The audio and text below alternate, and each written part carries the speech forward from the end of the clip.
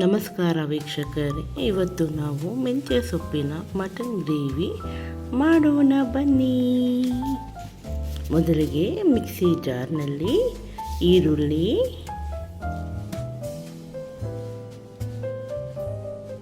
ಪುದೀನ ಸೊಪ್ಪು, ಕೊತ್ತಂಬರಿ ಸೊಪ್ಪು, ಶುಂಠಿ ಮತ್ತು ಬೆಳ್ಳುಳ್ಳಿ ಎಲ್ಲದನ್ನು ಮಿಕ್ಸಿ ಜಾರ್ ಹಾಕ್ಕೊಂಡು ಚೆನ್ನಾಗಿ ಪೇಸ್ಟ್ ಮಾಡಿಕೊಳ್ಬೇಕು. ಇವಾಗ ನೋಡಿ ಪೇಸ್ಟ್ ರೆಡಿಯಾಗಿದೆ. ಮತ್ತೊಂದು ಕಡೆಗೆ ಪ್ಯಾನ್,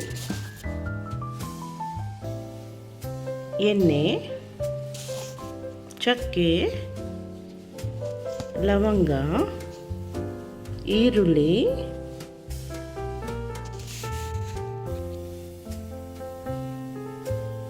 ಹಸಿಮೆಣಸಿನಕಾಯಿ,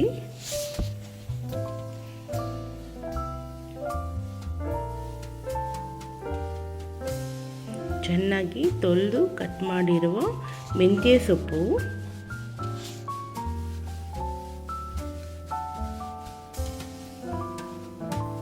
ಟೊಮೆಟೊ,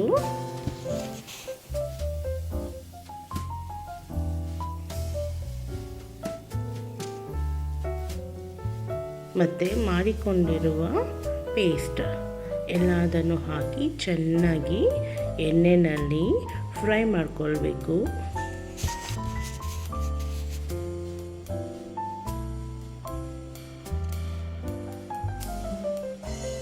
ನೋಡಿ ಇವಾಗ ಚೆನ್ನಾಗಿ ಫ್ರೈ ಆಗಿದೆ. ಇವಾಗ ಅದಕ್ಕೆ ಮಟನ್ ಹಾಕ್ಕೊಳ್ಳೋಣ.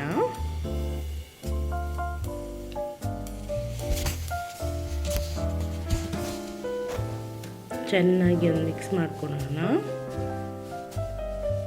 ಎಲ್ಲ ಮಸಾಲ ಮಟನ್ಗೆ ಸೇರುವಂಗೆ ಮಿಕ್ಸ್ ಮಾಡ್ಕೊಳ್ಬೇಕು. ಈಗ ಅದರ ಜೊತೆಗೆ ಅರಿಶಿಣ ಪುಡಿ,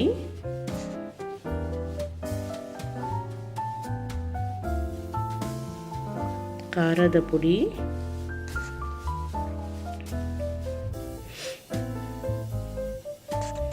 ಕಾಳುಮೆಣಸಿನ ಪುಡಿ, ಧನಿಯಾ ಪುಡಿ,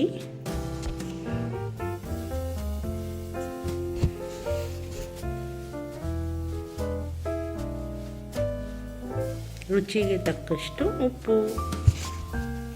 ಇದನ್ನೆಲ್ಲ ಚೆನ್ನಾಗಿ ಒಂದ್ಸರಿ ಮಿಕ್ಸ್ ಮಾಡ್ಕೊಳ್ಳೋಣ. ನೋಡಿ ಚೆನ್ನಾಗಿ ಎಲ್ಲದ್ರದ್ದು ಹಸಿ ವಾಸನೆ ಹೋಗಬೇಕು.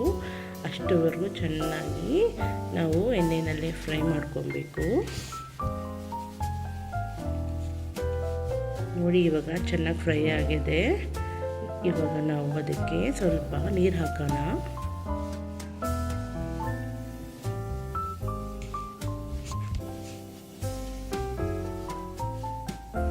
ನೀರು ಹಾಕಿದ್ಮೇಲೆ ಒಂದ್ಸರಿ ಚೆನ್ನಾಗಿ ಕಲಿಸ್ಕೊಳ್ಬೇಕು.